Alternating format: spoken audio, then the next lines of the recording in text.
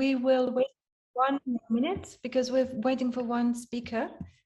He was not the first speaker, so if he's a little late, it's not a problem, but let's give it 1 more minute, please. Bear with us for 1 minute. So very warm welcome on behalf of our entire research group and also the research platform Governance of Digital Practices and the Department of Political Science at the University of Vienna. We are very happy to see you here, and I'm also very happy that today we have a team taught a lecture on the discourses of the future of work. So there's a lot of debate on the future of work. There's lots of data on the future of work. One aspect that has not received a lot of systematic attention, I should say, are the ways in which the future of work is presented and also created in policy documents, in other debates, because of course those discourses on the future of work are highly performative, and we know that the ways in which particular policy problems are framed suggests specific solutions. So having this in mind, I'm very happy to welcome our 3 speakers today. I will say a little bit about each of the speakers just before they start to give their short input presentation. We will indeed have 3 very brief presentations, 15 minutes each. They summarize very topical projects of our colleagues and hopefully serve as a teaser if you want to know more about their work and also about the work that goes on at our department and the platform. So the first speaker is Lukas Schlögl, who is a colleague here at the Department of Political Science, also at the Center for the Study of Contemporary Solidarity, and a key member of the research platform, Governance of Digital Practices. Lukas has a background in international development and also a PhD in quantitative social sciences from King's College London. And he works on, very broadly speaking, the technological transformations in work and politics with an explicit global dimension and also an empirical orientation that includes the global south. Lukas is a very prolific writer. He published a book with Andy Sumner in 2020 with what feels like 2 million downloads already, called Disruptive Development and the Future of Inequality in an Age of Automation. Came out with Palgrave, and Lukas also has a new forthcoming monograph with Routledge titled Digital Activism and the Global Middle Class. So over to you, Lukas. Thank you very much, Barbara. Thanks for the kind introduction. And what I'm going to present today is some work that we've done jointly, Barbara, Elias Weiss at the Department of Political Science and myself, and entitled Constructing the Future of Work and Analysis of the Policy Discourse. It was published last year with New Technology, Work and Employment. And I'll give you essentially a very brief summary, a glimpse of that paper, our findings, our results, and what we were up to. In terms of the outline, I will sketch for you the context of this debate, which may also be helpful in understanding the other presentations as well. What we call, or I call here, the great future of work debate, which is really a continued and continuing debate that is quite old already. I'll tell a little bit about what we studied specifically, what the subject of the paper was, namely policy actors and their utterances, discourses, and in a sense, lobbying efforts in that contested space. I'll briefly, and that is really just a glimpse, talk about the empirical findings of the papers, what we found, what we think the documents reveal about how the future of work is being constructed by these actors and differently by different actor groups. And then I'll finish with an interpretation thereof, a critique as well, in a sense of what we call the future of work ideology. So to set the scene, I brought a couple of screenshots of older publications that have that theme of the future of work in it. And already you can see by the design of these covers, these are dated productions. Wassily Leontief, a famous economist, the future impact of automation on workers.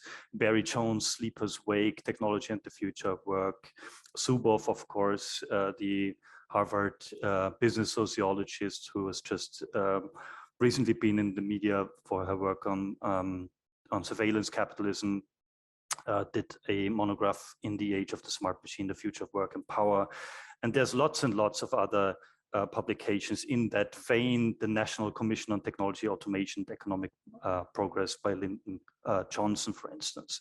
So if once you start trying to review that literature, you start to realize relatively quickly that this is really a continuing debate since essentially the Industrial Revolution, with seminal contributions from Marx, from Ricardo, from Keynes, Schumpeter, and other major economists, but also from sociologists like Hannah Arendt, or political theorists, rather, I should say, her partner, Günther Anders, Zuboff, whom I already mentioned. And one could probably argue that these kinds of engagements with crises of work and technology and their relationship, and also corresponding visions, and these could be utopian visions or dystopian visions, have really been with us as a sort of recurring theme throughout essentially modernity and industrial modernity. So what's new about this debate? Well, the future of work more recently has emerged and has been sort of buzzing around as a buzzword, a policy buzzword, sort of like concepts like smart cities, like Industry 4.0, like perhaps digitalization, big data, you name it, these kind of policy concepts that you keep hearing about in the media, in policy discourse, broadly speaking. And what we found once we started to sort of unpack this concept of the future of work, that this is really a thing that semiotics or semioticians call a floating signifier, or even an empty signifier, without sort of a clearly demarcated meaning, and which can transport different meanings, semantic content, and ideologies, really. And this buzzword of the future of work has received quite significant attention in the policy sphere recently. There have been commissions have been set up, conferences have been held, high-level conferences, policy proposals have been made. So what we are seeing is a sort of space, discursive space of policy utterances, of policy proposals, and that is really a contested space where different actors try to get a foot in the debate, in a sense, and try to push their frames and problem perceptions. This discourse is to an extent descriptive, in the sense that actors write about what they think are problems about the future of work and where this is going, but it is also certainly implicitly quite normative as well, partly because these projections about the future of work come with a lot of assumptions and assumptive work, and they also shape the way that we react to it. So we found that concepts like thinking of this as a social prophecy, or as these projections acting as a sort of forceful fiction on reality, we found these approaches to be quite helpful. One could also, of course, in the sort of tradition of STS, call these imaginaries of the future. So our research question for that paper was, what actors, first of all, are active in that space, and what kind of future of work frames do they push? How do they frame that that future of work problem, and to what end?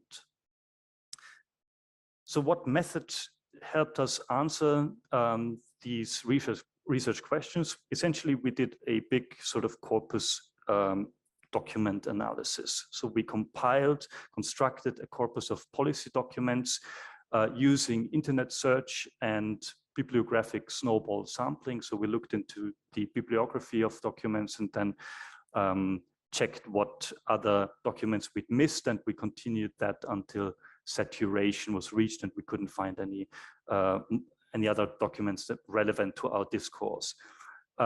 What criteria were relevant to inclusion? So anything published between January 2013 and December 2018. So we cover a period of 6 years.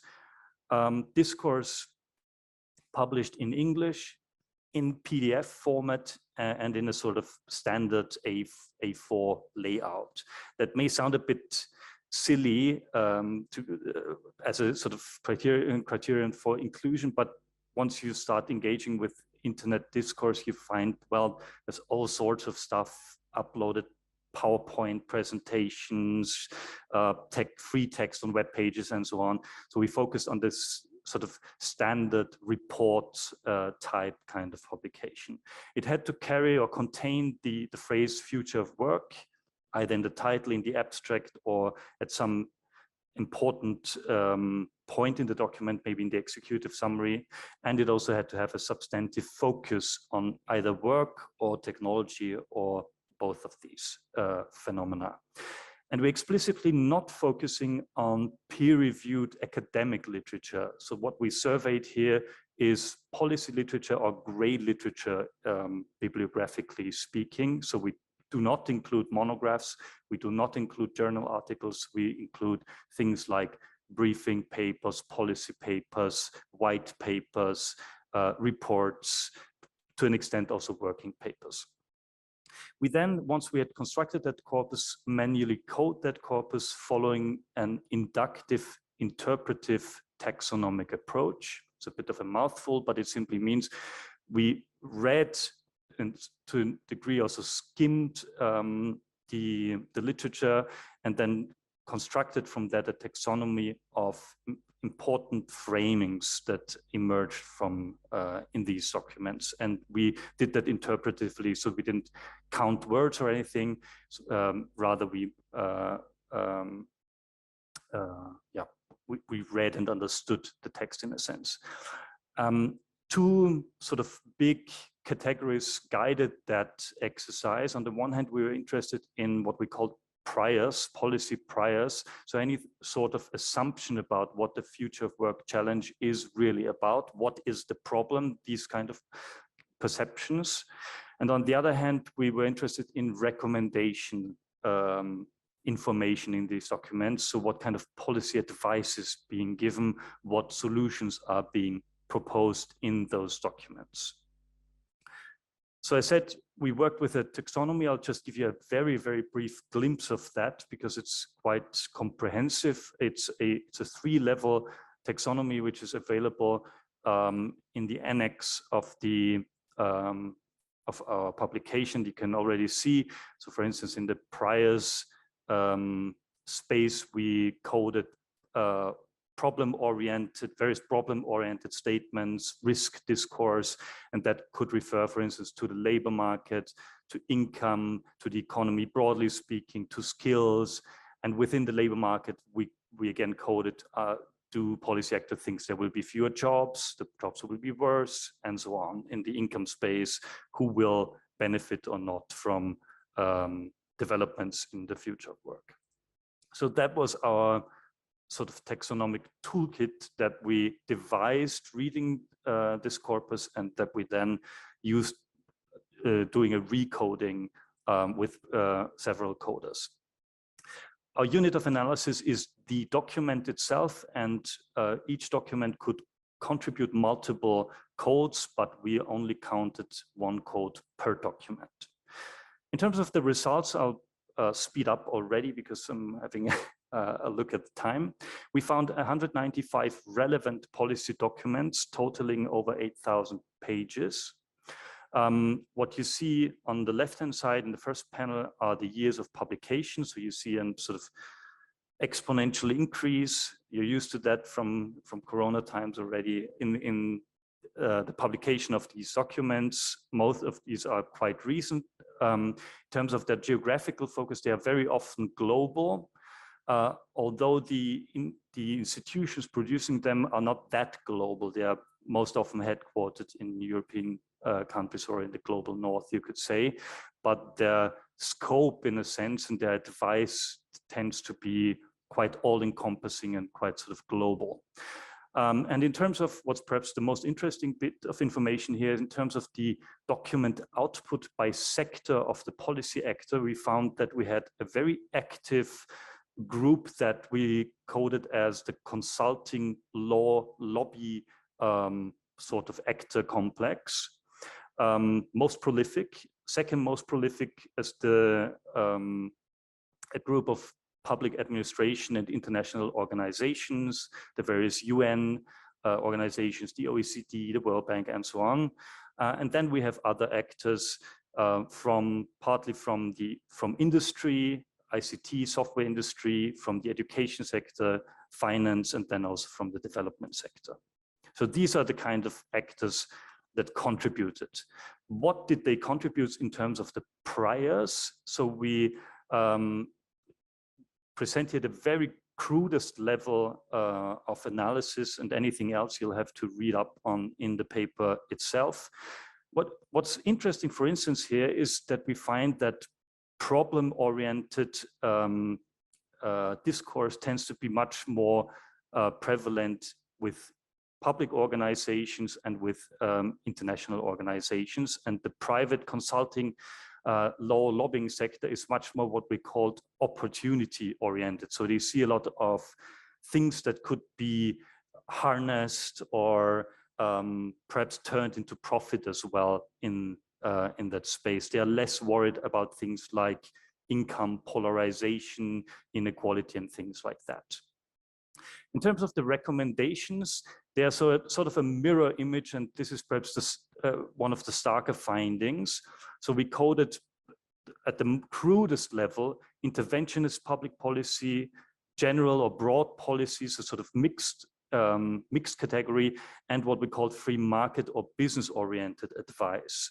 And that is and here we see very strong differences, for instance. So the consulting law lobbying sector is extremely active in that sort of free market framings, business-oriented framings, things that are not sort of, that see a lot of individual responsibilities, for instance, with firms or also with workers. On the other hand, we see a lot of talk about the need to intervene through public policies, by public administration, governance, international organization type of actors, but also by a mix of other actors. And that's the glimpse of our empirical findings already, and I'll just briefly discuss what we made of this sort of overall big picture. So first of all, we identified a sort of standard, what we call the standard narrative. And very often that standard narrative was a narrative of sort of the machine versus the human.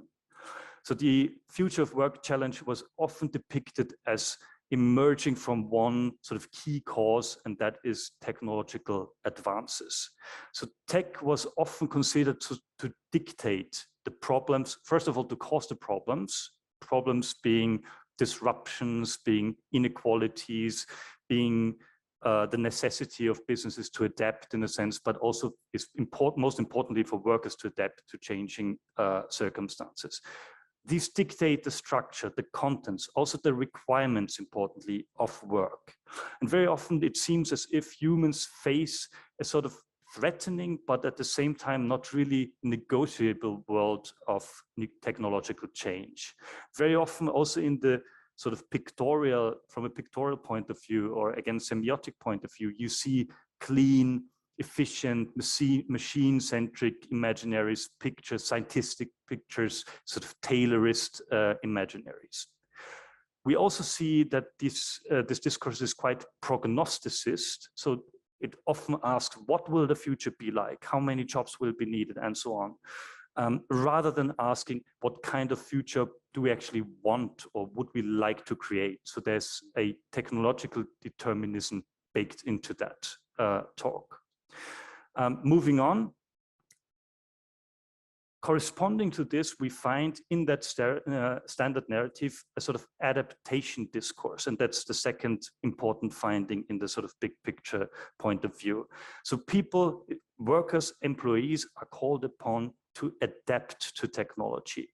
So the standard narrative has its finger pointed sort of at human labor. Thou shalt upskill. You need to upskill or you'll be redundant. And it's a sort of skills centricity that we identified there. Your skills are not ready, are not quite maybe outdated, outmoded. You need to level up, you need to skill up.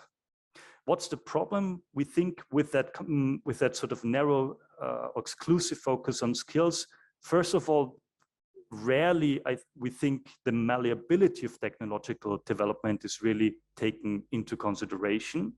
Secondly, there's a sort of what Alice Amsden called once employment neglect. So it just says you need to upskill, but there's not much focus on are the jobs available. And third, there's an underemphasis of other policy means, passive labor market policies, especially quite interesting. We didn't expect that so much. UBI, for instance, is a complete non-issue in that discourse. Final slide. What we also found interesting and a bit alarming as well to a degree, the consulting industry is very active in this space. The McKinseys, the PricewaterhouseCoopers, and so on, the Accentures of this world. They tend to frame the future of work challenge in a way that offers their services and business consultancy in general, related services, training services as the solution. These actors we found also have to a degree replaced what once, perhaps in the 90s or in the 80s, international financial institutions like the IMF, like the World Bank used to do, namely push deregulatory rhetoric, what you could call neoliberal discourse. And this is a highly professional and prolific kind of actor group and discourse industry that has stepped into that kind of space and is pushing this kind of frames. And with that, I'd like to thank you for your attention. The paper is available open access. Also the data behind it is available, so you can access the whole corpus, you can access our codings, and you can access further information, including our taxonomy and our findings through that DOE. Thanks a lot, and we'll have a chance to continue the discussion, the Q&A. Over to Timo. Thank you, Lukas. Thanks very much. I would suggest that we leave the discussion for the end, but I will ask whether anyone has questions for clarification right away. If not, then I'm very, very happy to introduce our second speaker today, Timo Seidl. Timo is also a colleague here at the Department of Political Science. Specifically, he's at the Center for European Integration Research, which is one of the sections of our department. Timo holds a PhD degree from the EUI, from the European University Institute, and wrote his PhD on the comparative political economy of digital capitalism.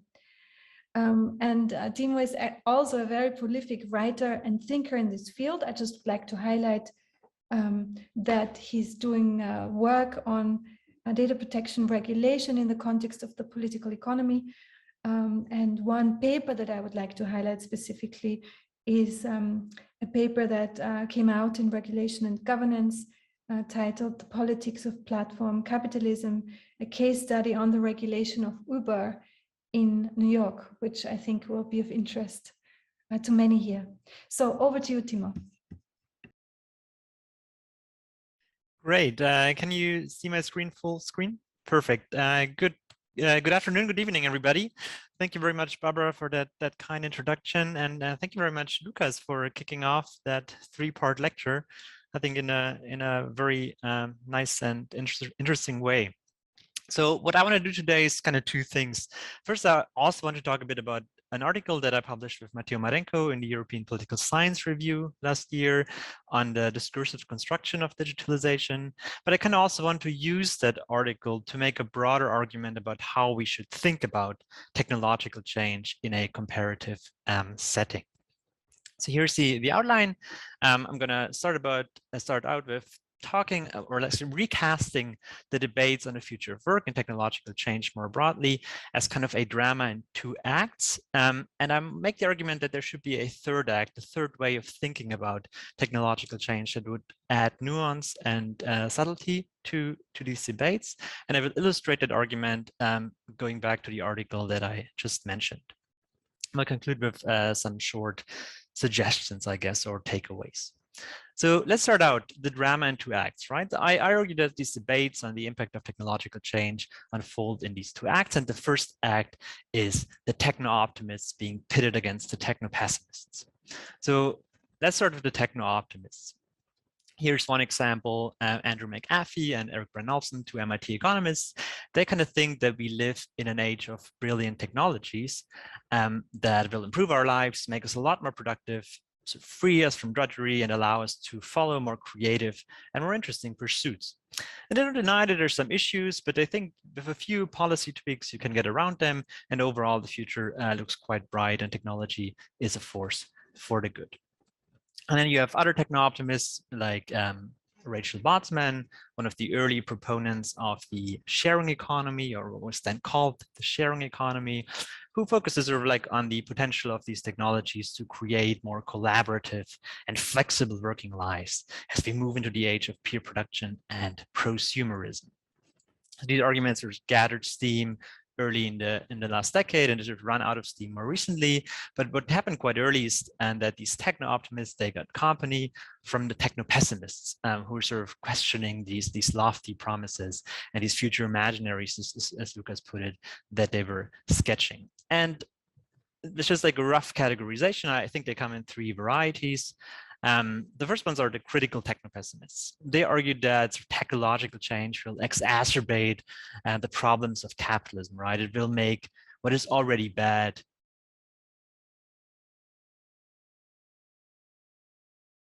critics who argued already in 2013 that the sharing economy is essentially neoliberalism on steroids, amplifying the worst excesses of the dominant economic model. Second group, the apocalyptic techno-pessimists.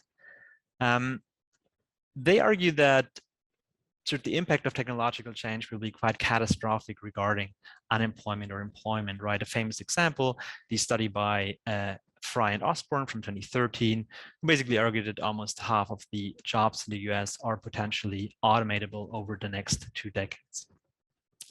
Final group, and I want to mention this as well because I think it's important, there's the skeptical techno-pessimists that argue that this time around technological change, digitalization, it might be less impactful than we think, or less transformative, because the productivity gains are much more modest than during previous industrial revolutions, the first one or the second one, for example. So while these tools are very shiny, their effects are actually quite disappointing. So the future of work might actually look quite a lot like the present, at least in the near to midterm.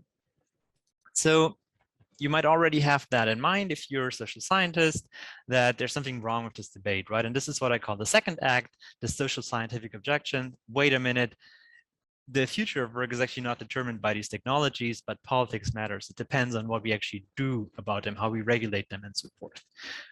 So what is challenged here is the assumption that technologies sort of preordain the future of work, that they're intrinsically good or bad. There's an article by Luz Hyman here that captures that sentiment quite well. He argues in this New York Times op-ed that far from being an unavoidable consequence of technological progress, the nature of work always remains a matter of social choice. It is not a result of an algorithm. It is a collection of decisions by corporations and policymakers. So this is kind of the sentiment that basically reflects what Melvin Kranzberg, the economic historian, has called his fourth law of technology, that although technology might be a prime element in many public issues, non-technical factors, politics, social choices, take precedence in technology policy decisions. So the argument here is that the future of work, it depends on what we do about it, right? And how societies respond to technological change. And that in turn depends on sort of the existing configuration of interests, institutions, and ideas. And argue that this argument is all well and good, but I think we should think about it a bit differently. And this is what I might call the constructivist comparativist intervention. That we cannot think as technological change as this kind of common shock that affects all these countries and then they just react to it differently because they're different, right? But we need to focus on how these global trends are translated into national problems. And for that, I want to go back to an article by Kathy Thiel and Richard Locke from 1995, Apples and Oranges Revisited, which does not receive a lot of attention, even though I think it's a very important one. And so let's talk a bit about their argument that we should go from matched to contextualized comparisons. So let's start with the logic of matched comparisons. And the argument here is that these external pressures, they talked a lot about sort of globalization and industrial restructuring, but we can also talk about today's digital technological change. They responded to differently because countries are different, right? Sometimes, like in Sweden, the unions are stronger, like in the US, they're less strong.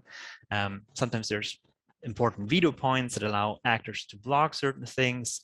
In a polity, you have party politics, you have important actors being in the right position at the right moment, these kind of things, right?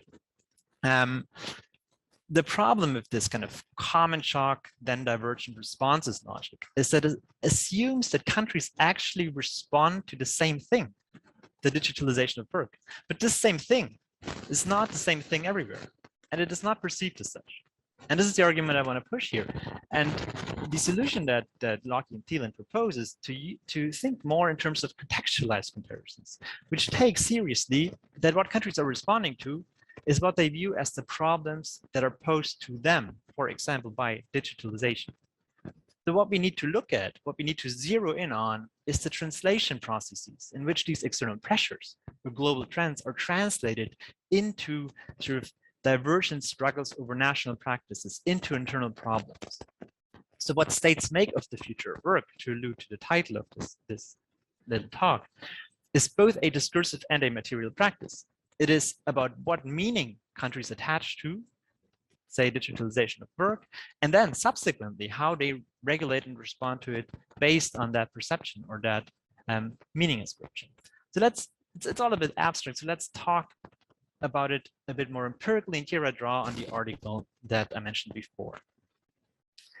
It's in the European Political Science Review, and it basically tries to address the question, is it the case that digitalization is really kind of the same problem everywhere, or is it talked about and thought about differently, right? And what we did here is we did basically both a quantitative Texas database and a more qualitative discourse analysis of discourses in 8 European countries on the future of work. And we collected 2 types of corpora. One is what we call, following Vivian Schmidt, the communicative discourse. So these are newspaper articles, the public and policymakers discussing publicly, right? These are, I think, around 6,000 newspaper articles overall. Then we have around 2,000 policy documents, what we call the coordinative discourse among social partners, right? So white papers, strategy papers, green papers, and so on by trade unions, governments, and employer organizations. And we use the Google Translate API to translate all of this into English to do the analysis. And we can talk more about that as well as about the details of the analysis if you're interested. I would also do a few things differently today, I think. So let's talk a bit about the results here. And this is, again, as is the case for Lukas' presentation, and I guess also later for Paul's, it's just the glimpse, right? You can take a look at the paper. I want to talk about 2 things, discursive sentiment and discursive content. Let's start with sentiment. Sentiment, this is based on a sentiment analysis where essentially we counted the number of positive words versus negative words. It's a bit more complicated because we did take into account grammar and negations and whatnot. But basically, we want to see how hopeful, how optimistic discourses are versus how pessimistic or fearful they are. And just to point your attention to maybe one or two things, the first one in the communicative discourse. So remember, that's the public discourse newspaper articles. We see that in a country like Sweden, that discourse is much more positive than in a country like Ireland or the UK. So Sweden has the social democratic welfare state and has this long tradition of sort of proactively adapting to technological change. I always like to quote the Swedish Minister of Employment in 2016, Ylva Johansson, who said that in Sweden, if you ask a union leader, are you afraid of new technology? They will say, no, I'm afraid of old technology. The jobs might disappear, but then we train people for new jobs. We won't protect jobs, but we will protect workers. Right? This reflects an attitude that workers are both secure, but they will also be invested in, so as to be always at the cutting edge of technological and economic change. And that makes digitalization a lot less scary compared to a country like the UK, where there's not a strong social safety net, and there's this very strong, very clear risk articulated by many actors that digital change will exacerbate the existing problems of an already precarious and flexible labor market, for example. Interestingly, though, if you look at the policy, the official discourse, which is very much dominated by governments and employers in the UK and Ireland, that one is much more positive. The government has a much more rosy view, and unions are quite excluded from this discourse, in sharp contrast to Sweden. And therefore, they often articulate or dramatize, say, the working conditions in the gig economy. They dramatize those in the public discourse. They go into the street, they publish in newspapers. This is quite interesting to see that dynamic play out as well. So in short, there's the level to which, or the extent to which, digitalization is seen as a threat versus an opportunity is very different just based on this. And this is also reflected in the qualitative evidence. Let's now talk a bit about the content of discourse to conclude. And there I want to present a few results from a structural topic model. And I can't talk much about what a topic model is, but think of topics just as a collection of words that frequently co-occur, right? Like a topic in a conversation that is based on like words that often occur together. And for example, here is one which we label taxation. You see that value-added tax, taxation, also tax fraud, fees, these kind of things are in there. Another topic, what I call, or we call knowledge investments. There's about things like digital skills, R&D, broadband investment, competences, further training, these kind of things. And finally, a topic which is about sort of digital manufacturing, sort of what we often call Industry 4.0, so sensors, production processes, plants, big data, these kind of things that transform manufacturing. And here we see how prevalent these different topics are in different countries. We see is first taxation, then knowledge investments, and then digital manufacturing. And what we see, for example, in Sweden is that taxation is a much bigger issue. And this is something that other people have shown as well, among others, Kathleen Thielen, that in Sweden, the problem that Uber poses is much less one of the employment status of these workers and much more one of, does Uber undermine the tax base of the Swedish welfare state? So these topics are really much more prevalent than in other countries. And similarly, the idea that the public needs to invest in workers, invest in infrastructure, invest in R&D to sort of cope with digitalization, as opposed to sort of struggles over compensation and redistribution. This is also much more prevalent in a country like Sweden compared, say, to Italy or the UK. And finally, again, as we would expect in countries that where digitalization is in the first place perhaps a threat to the sort of strong industrial base, or also an opportunity there, the topic of digital manufacturing is much, much more prevalent, and the future of work is much more discussed in these kind of terms, as most prominently in Germany, but also in Italy and Spain, which still have prominent industrial manufacturing, car industry, and so on. And I would come to the conclusion here, and just two takeaways. I think the first one, I've said this, it's really important to remember that digitalization of work and also the future of work is not only not the same everywhere, because it's responded to differently by countries. It is not even the same problem everywhere as it's thought and talked about quite differently. And therefore, and this is the second implication, and I leave you with that, We therefore need to study what states make of digitalization, not only with regard to how they shape its trajectory through policy, how they regulate it and so on, but also, and I think this is a great way of segueing into the next presentation, also with regard to how they shape its meaning through discourse. Thanks a lot, and let me know if you have questions. Also, let me know if you can't access the paper but would like to. Thank you.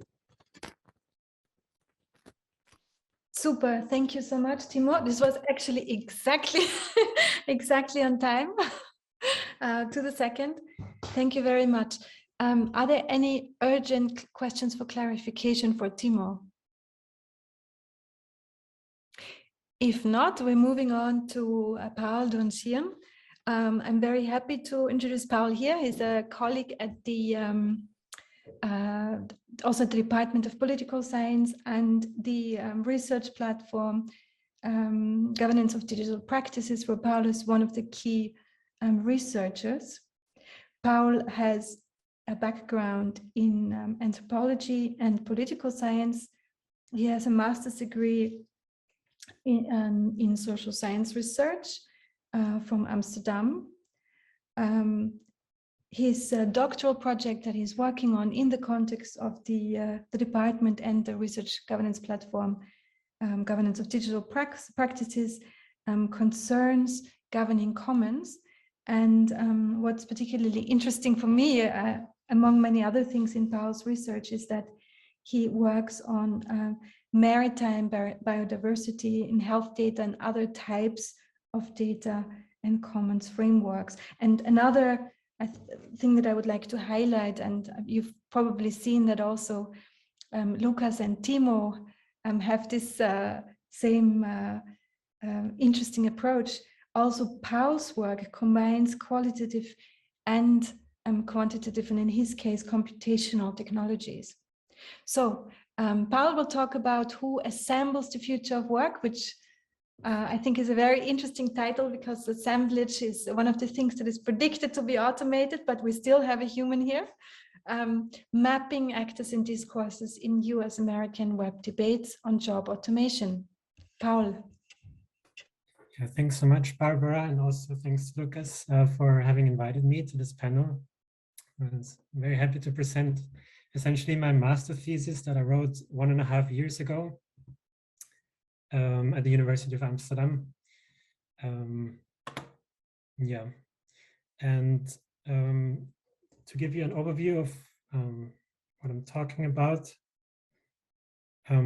So we give you an introduction. We'll also briefly talk about the sort of common perception that also Lukas and Timo talked about already of sort of like techno-utopianism versus techno-dystopianism in how a lot of people approach or view the future of work, and then go into critiques of this sort of view, and then I will talk about how I approach this issue with my particular research methodology.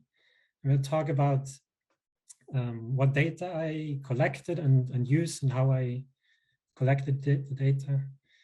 Then I will talk about my analysis of 2 different questions that I posed, and some concluding thoughts. So, as has been said already, there's this there are quite a lot of either very utopian or very dystopian takes on how the future of work is going to look like in popular science books, but also in the web pages that were the basis of my thesis. I could see these polarized discourses a lot. And then there is, especially amongst science and technology studies scholars that I referred to a lot in my work. There's this common critique that these discourses are sort of misleading in a sense, in that they see technology as predetermined, as following predetermined sort of developments, and they would lead people to either judge it in very utopian or very dystopian ways. And for example, Judy Weissman argued that this views or disregards or neglects that technological futures are always shaped by social and political factors that are actually crucial in how these futures are going to look like. But there is also Sally Wyatt, who made us a different argument about technological determinism, because she's actually criticizing the critique. So she argues that even though scholars have explored empirically how this view of predetermined technological developments doesn't really understand how technology actually works, doesn't take technology serious. And even though these scholars have also proposed theoretical alternatives to this view, this discourse around technological determinism still persists and is still very active in a lot of fora and domains. And so instead, she proposes to actually, rather than just criticize this discourse, you should take it seriously and study the discourse itself, which actors drive this discourse and why it continues to persist in a sense. So this is the thought that my thesis is built on, and my particular approach is shaped by Bruno Latour's work on ding politics, which just to very briefly summarize it, it's a view that socio-technical issues are very crucial to democratic participation, because these issues sort of draw different actors, different publics into the debates. And this is how, this is a crucial dimension of democracy, essentially. And then there is this research program, issue mapping, which was developed by media studies scholars from Amsterdam, which, based on Latour's work, developed this approach to empirically study these ding politics, essentially, using digital media data. And this is also basically what I have done, this sort of issue mapping. And the research questions I defined are these two. First, I asked, who are the influential actors that assemble US-American web debates on job automation? And the second one is, around which discourses do these actors assemble? Yes, and okay, going into the data I collected. So I also did a sort of a snowball sampling. Also started with Google. So I searched for job automation and for US-American results on google.com. I took the first 40 returns as my starting pages, in a sense. From these pages, I then traced hyperlinks that left these pages to other pages, and sort of registered them as possible web pages to be included in the corpus as well. I then manually inspected all these returns, decided whether to include them or not. I didn't have so my criteria were not that they had to mention the future of work as in Lukas' work, but it was more around the topic. So also they had to combine technology questions with labor question, in a sense, and that was already sufficient for me to include them, most of them. So once I decided which discovered pages to include and exclude, I repeated this procedure 3 times overall, until I ended up with about 1,800 web pages. This whole process took place between, in March 2020. So the discourses that I discovered are very much shaped by this time period as well. And then I manually classified all web pages in terms of 2 variables. First one was actor type, where I had categories like news or think tanks or firms, and so on. And the other one was textuality.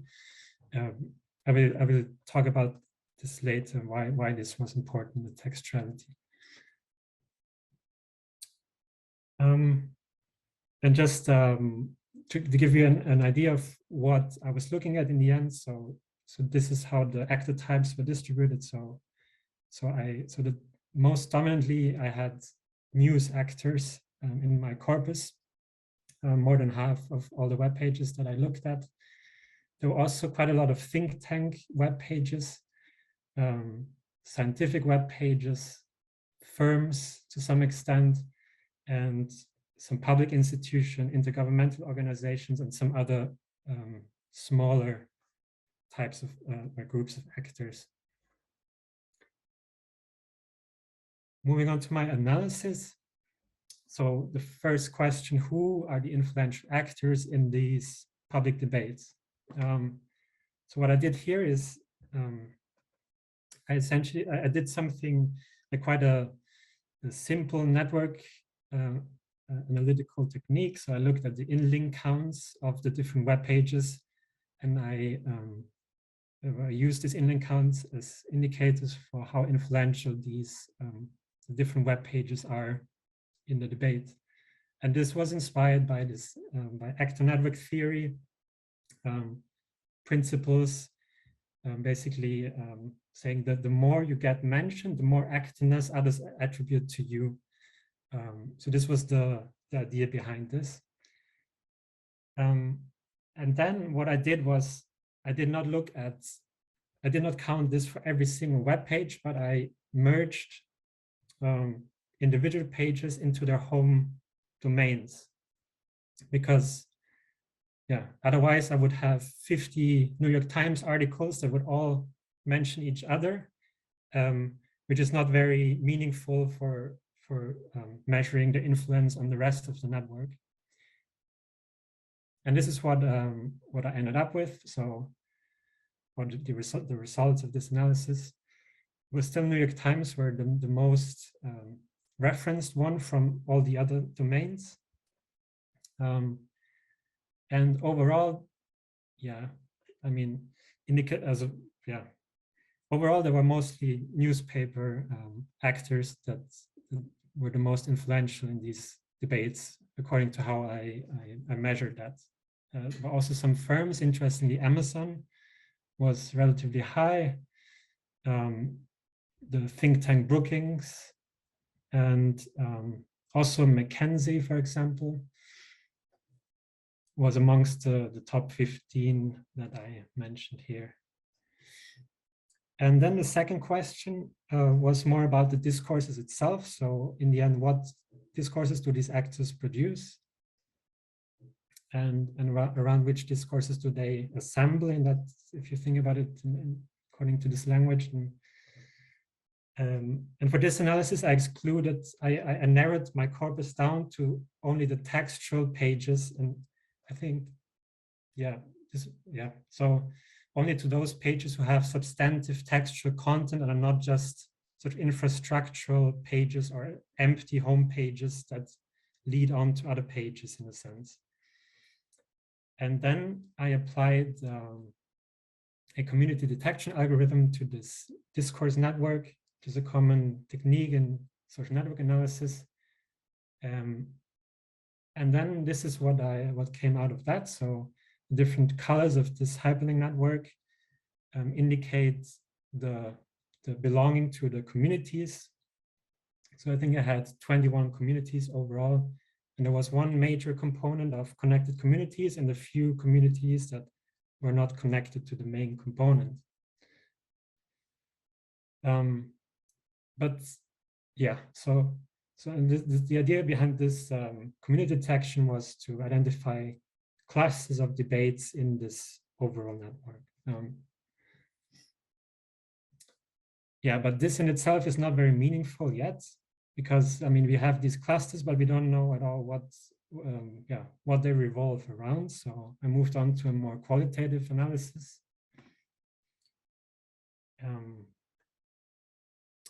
So what I did is for each one of these communities, I looked at the 15 pages that were most connected within each community, and then analyzed. I looked into them, opened all of them and read into them, and then classified the communities based on what impression I got from these 15 most referenced ones within the community. And then I labeled each community. So, so for example, there were 2 communities about warehouse labor and automation. So the red one, number 7, for example, was about warehouse labor in general.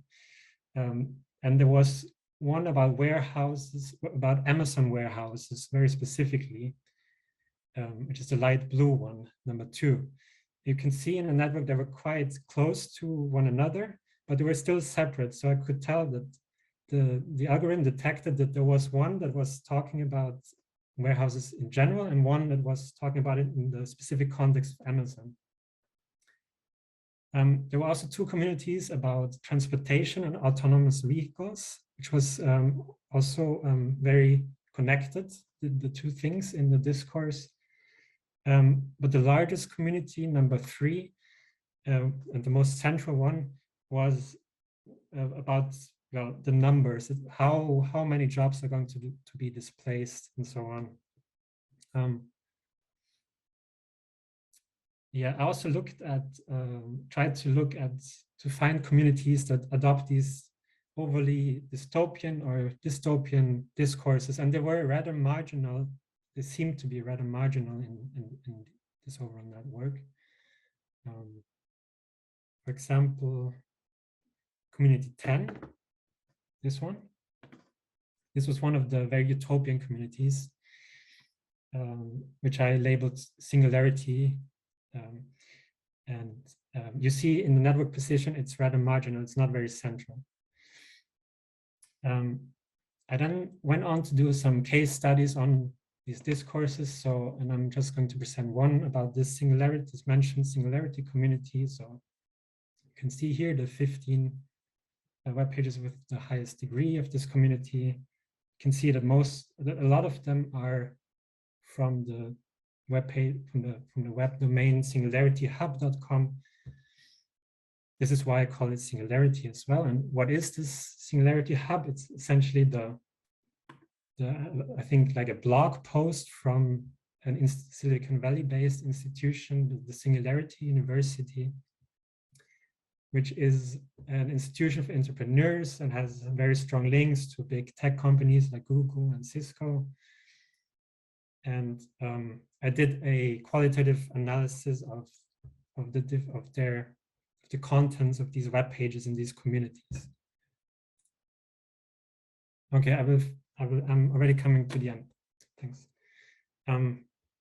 So I had two observations. So they were very much focused on Moore's law. They talked a lot about Moore's law and how technological progress is inevitable. And they focused very much on the opportunities in automation. For example, they talk about how baristas are going to be automated and how we are not going to have to rely on attitudes from coffeehouse baristas or lattes with funky tastes anymore. And they also have,